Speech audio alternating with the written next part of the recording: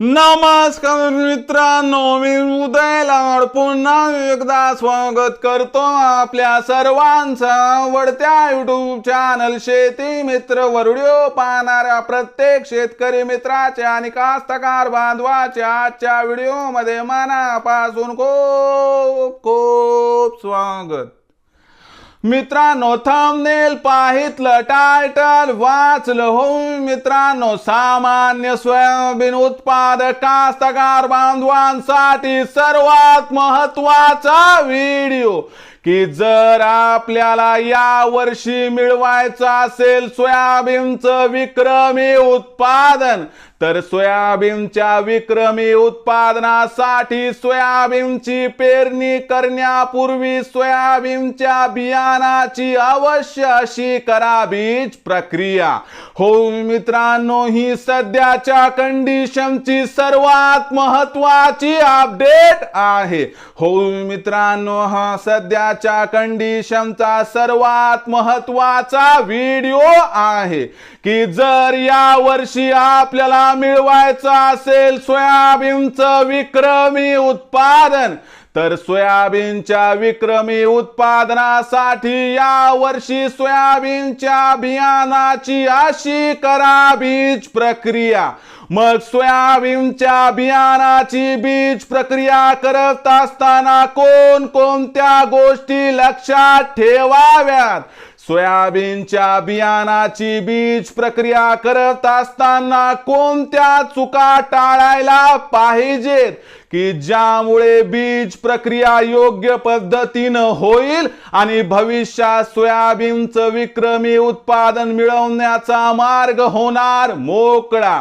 तर आजच्या या व्हिडिओमध्ये आपण पाहणार आहोत की कशा पद्धतीनं करायची सोयाबीनची बीज प्रक्रिया आणि सोयाबीनची बीज प्रक्रिया करत असताना FIR पद्धतीचा वापर का करायचा, FIR पद्धत काय आहे आणि जर FIR पद्धतीचा आपण वापर केला तर कशा पद्धतीनं आपल्या सोयाबीनच्या उत्पादनात होणार भरघोस वाढ, याबद्दल अधिक माहिती जाणून घेण्यासाठी आता आपण सर्वांनी हा व्हिडिओ सुरुवातीपासून शेवटपर्यंत पाहावा। हा व्हिडिओ सुरुवातीपासून शेवटपर्यंत पाहत असताना जर आपल्याला मनापासून आवडला तर जरूर या व्हिडिओला या ठिकाणी एक लाईक करा। जास्तीत जास्त कास्तकार बांधवांपर्यंत हा व्हिडिओ पाठविण्यासाठी या व्हिडिओला या ठिकाणी जरूर शेअर करा। शेअर करण्यासाठी आपण personal WhatsApp number, WhatsApp group, Telegram group, Facebook, Instagram, Snapchat या सोशल मीडियाच्या साधनाचा वापर करून जरूर या व्हिडिओची लिंक या ठिकाणी शेअर करा। राहिलं असेल सबस्क्राईब करायचं तर प्रत्येक मायबाप शेतकरी मित्राला आणि कास्तकार बांधवाला हात जोडून मनापासून कळकळीची विनंती करतो की मायबाप शेतकरी मित्रांनो आणि कास्तकार बांधवांनो, आपल्या सर्वांना तर मी आपलं मानलंय। आयुष्याच्या शेवटच्या श्वासापर्यंत आपल्या सर्वांना मी आपलंच मानणार। आपण देखील मला आपलं आणि घरातील सदस्य या ठिकाणी मानत असाल तर जरूर चॅनलला सबस्क्राईब करून घ्या। सबस्क्राईब करण्यासाठी या व्हिडिओच्या डाव्या साईडला खालच्या बाजूस या, तिथं आल्यानंतर लाल रंगाच्या सबस्क्राईबच्या किंवा मराठीतील सदस्य व्हाच्या ऑप्शनला टच करा। त्यानंतर रंग बदलून बाजूला घंटी येईल, या घंटीला टच करून ऑल या नोटिफिकेशनला ऑन करा। यामुळे येणारा प्रत्येक व्हिडिओ हा आपणास या ठिकाणी मिळत राहतो। तर बघा मित्रांनो, सामान्य सोयाबीन उत्पादक कास्तकार बांधवांसाठी सर्वात महत्त्वाचा व्हिडिओ की जर आपल्याला या वर्षी मिळवायचं असेल सोयाबीनचं विक्रमी उत्पादन, तर सोयाबीनचं विक्रमी उत्पादन मिळवण्यासाठी सोयाबीनची पेरणी करण्यापूर्वी सोयाबीनच्या बियाणावरती अवश्य अशी करा बीज प्रक्रिया। मग बीज प्रक्रिया का महत्वाची आहे? सोयाबीनच्या बियाणावरती बीज प्रक्रिया कधी आणि कशा पद्धतीनं करायला पाहिजे आणि नवीन आलेली आधुनिक टेक्निक म्हणजे FIR पद्धत, ही FIR पद्धत काय आहे? आणि त्याचबरोबर मित्रांनो की आपल्या सोयाबीनच्या बियाणाचं या ठिकाणी लसीकरण म्हणजेच बीज प्रक्रिया आहे मित्रांनो. ही प्रत्येक गोष्ट तुम्हाला समजावून सांगणार आहे. म्हणून या वर्षी जर मिळवायचं असेल विक्रमी उत्पादन तर मित्रांनो हा व्हिडिओ शेवटपर्यंत पहा. तर बघा मित्रांनो, सोयाबीनच्या बियाणाची बीज प्रक्रिया का महत्वाची आहे किंवा बीज प्रक्रियेचं महत्व काय आहे ते पहिले विशद करतो. तर लक्षात घ्या मित्रांनो, आपल्याकडे एखादं तान्हुलं बाळ आहे, छोटंसं बाळ आहे, तर आपण काय करतो मित्रांनो, त्याला पोलिओचा डोस देतो, त्याला BCG देतो, त्रिगुणी देतो. मला सांगा आपला उद्देश काय असतो? हो, आपला एवढाच उद्देश असतो की मोठं झाल्यानंतर हा असणारा लहान आपल्या काळजाचा तुकडा जो असतो तो त्या ठिकाणी आजारी पडू नये, तो तंदुरुस्त राहावा, त्याला त्या ठिकाणी निरोगी आयुष्य मिळावं. या एका धडपडीसाठी मला सांगा, आपण आपल्या तान्हुल्याला घेऊन त्या ठिकाणी पोलिओचं लसीकरण 5 वर्षापर्यंत करतो की नाही करत? करतो ना? तर मला सांगा, जर आपण सोयाबीनच्या पिकाला सुद्धा आपलं तान्हुलं बाळ मानलं आणि याच्यापासून विक्रमी उत्पादन मिळवण्याचा विचार केला तर मला सांगा मित्रांनो, या तान्हुल्याला सुद्धा लसीकरणाची आवश्यकता आहे अथवा नाही? तर 100% आहे. मग या तान्हुल्याचं म्हणजे सोयाबीनच्या बियाणाचं लसीकरण म्हणजेच मित्रांनो सोयाबीनची बीज प्रक्रिया, म्हणजे भविष्यामध्ये कीड रोगांचा प्रादुर्भाव कमी व्हावा, भविष्यामध्ये बुरशीजन्य आजारांचा प्रादुर्भाव कमी व्हावा, यासाठी सोयाबीनची बीज प्रक्रिया करणं म्हणजे सोयाबीनचं मित्रांनो या ठिकाणी लसीकरण आहे. मग सोयाबीनची बीज प्रक्रिया करत असताना कोणती काळजी घ्यावी? तर जास्त डोक्याला ताण घ्यायचा नाही मित्रांनो. मी आज तुम्हाला FIR पद्धत समजावून सांगणार आहे. जर FIR पद्धतीने आपण सोयाबीनच्या बियाणाची या ठिकाणी मित्रांनो बीज प्रक्रिया करण्यात यशस्वी झालो तर 100% सांगतो मित्रांनो, या वर्षी तुम्हाला सोयाबीनचं विक्रमी उत्पादन त्या ठिकाणी मिळवण्यापासून कुणीही वंचित करू शकणार नाही. पण पहिल्यांदा ही FIR पद्धत काय ते समजून घ्या मित्रांनो. FIR पद्धतीचं मी संपूर्ण विश्लेषण तुमच्या समोर सादर करतो. विनंती करतो व्हिडिओला कुठे स्किप करू नका. आतापर्यंत लाईक नसेल केलं लाईक करा, शेअर करा, सबस्क्राईब करून जरूर नोटिफिकेशन बेलला ऑल करा, कारण फार पोट तिडकीतून तुमच्यासाठी मी व्हिडिओ आणत राहतो. तर बघा मित्रांनो, आता FIR पद्धतीमधलं F समजून घेऊया मित्रांनो. F चा अर्थ काय इथं? तर मित्रांनो फंगीसाइड. होय मित्रांनो, आपण जर लक्षात घेतलं तर सोयाबीनच्या पिकावरती भविष्यामध्ये बुरशीजन्य आजारांचा प्रादुर्भाव होऊ शकतो. या बुरशीजन्य आजारांना रोखण्यासाठी आपल्या सोयाबीनच्या बियाणाला एवढं मजबूत करायचं की भविष्यामध्ये कोणत्याही बुरशीचा अटॅक सोयाबीनच्या पिकावरती यायला नको. म्हणून आपल्याला सगळ्यात पहिले काय करावं लागतंय मित्रांनो, सोयाबीनच्या पिकावरती बुरशीनाशक असणारी सीड ट्रीटमेंट म्हणजे बीज प्रक्रिया करावी लागते.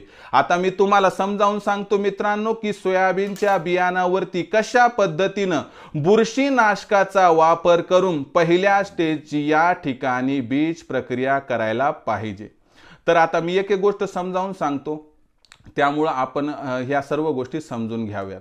तर बघा मित्रांनो, सगळ्यात पहिले काय करायचे, सगळी बीज प्रक्रिया ही सावलीत करायची, झाडाखाली अथवा शेडमध्ये.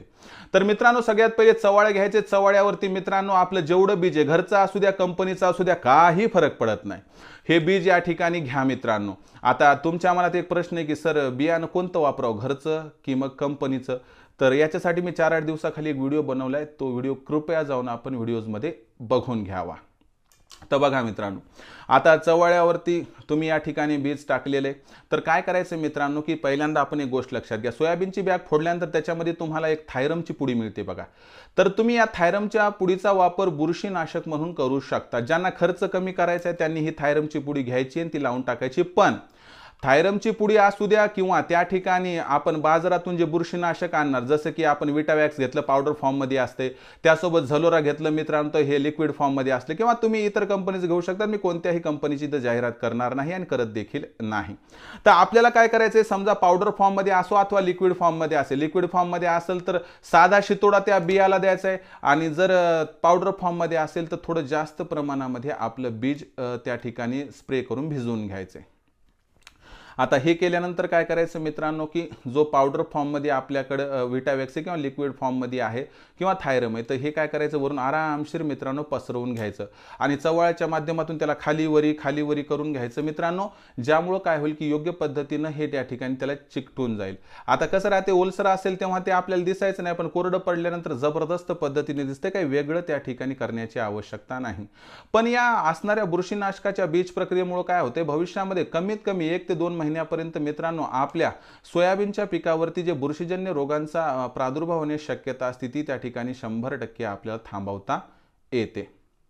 ही झाली FIR मधली F पद्धत. त्यानंतर FIR मधली दुसरी पद्धत म्हणजे इन्सेक्टिसाइड म्हणजे कीटकनाशकांचा वापर. बघा मित्रांनो, आपण जर बघितलं तर आपल्याला सोयाबीनच्या पिकामधील काही त्या ठिकाणी रोग आहेत किंवा किडी येतात, ज्या सुरुवातीला दिसत नाहीत आणि जेव्हा दिसतात तोपर्यंत आपलं काम फत्ते झालेलं असते मित्रांनो, जसे की खोडमाशी आहे, चक्री भोंगा किंवा त्या ठिकाणी आपण जर बघितलं तर एक आळी पण आहे की जी खोड पोखरणारी आळी म्हणून त्या ठिकाणी ओळखली जाते.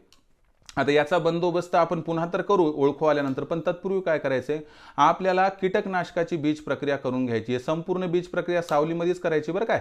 आणि पहिल्यांदा आपण बुरशीनाशकाची बीज प्रक्रिया घेतल्यानंतर त्याला सुकू द्यायचे, कोरडं झाल्यानंतर आपल्याला कीटकनाशकाची बीज प्रक्रिया करायची. कीटकनाशकाची बीज प्रक्रिया करत असताना सगळ्यात महत्त्वाची गोष्ट या ठिकाणी लक्षात घ्यावी लागेल मित्रांनो, की बाजारामध्ये कीटकनाशकं मिळतात की जे स्पेशल सीड ट्रीटमेंटसाठी असतात, की ज्याच्यामध्ये आपण विचार केला तर मित्रांनो, आता कंपनीचा प्रचार करतोय असं नका समजू, तात्पुरतं बघून घ्या. डावचे किंवा स्लेअर प्रो किंवा इतर प्रकारचे कीटनाशक आहेत की जे समजा त्या ठिकाणी इन्सेक्टिसाइड म्हणून आपण सीड ट्रीटमेंटसाठी या ठिकाणी वापरू शकतो. आता प्रत्येक प्रकारच्या औषधावरती शिफारस वेगळी आहे बरं काय प्रमाणाची. तर किलोला कितीचं प्रमाण आहे तपासूनच त्याचा वापर करायचा आहे. पहिले पाण्याचा स्प्रे, त्यानंतर मित्रांनो हे त्या ठिकाणी लावायचे आणि चांगल्या पद्धतीनं त्याला व्यवस्थित मिश्रित करून घ्यायचे. पण लक्षात घ्या, हे करत असताना सोयाबीनचं बियाणं हे अत्यंत नाजूक असते, त्याची साल नाजूक असते, टरफल नाजूक असते, म्हणून आपण जास्त चोळायचं नाही, जास्त घासायचं नाही. नाहीतर काय होते मित्रांनो, की त्या ठिकाणी बीज प्रक्रिया करत असताना बियाणं खराब होण्याची भीती व्यक्त केल्या जाते. आणि आपण बघितले बऱ्याच ठिकाणी 100-100, 200-200 किलो, 3-3 क्विंटलपर्यंत मित्रांनो बियाणं खराब झालेलं आहे. त्यानंतर मित्रांनो लक्षात घ्या, की आता हे केल्यानं काय होते, की जी खोडमाशी, चक्री भोंगा, आळ्या येतात, तर याच्या पहिल्या 2 पिढ्यांना आपण रोखू शकतो. एकदा सुरुवातीच्या पिढ्या रोखल्यानं मित्रांनो भविष्यामध्ये रोग कंट्रोल करण्यात, किडी कंट्रोल करण्यात आपल्याला मदत होते. त्यानंतर तिसरा महत्त्वाचा मुद्दा आहे मित्रांनो, रायझोबियमचा वापर किंवा ट्रायकोडर्माचा वापर. FIR मधला R म्हणजे रायझोबियमचा वापर. बघा, हवेमध्ये नायट्रोजनचं प्रमाण आपल्याला माहिती आहे मित्रांनो की खूप मुबलक प्रमाणात आहे, जवळपास आपण बघितलं तर 77 ते 78% आहे.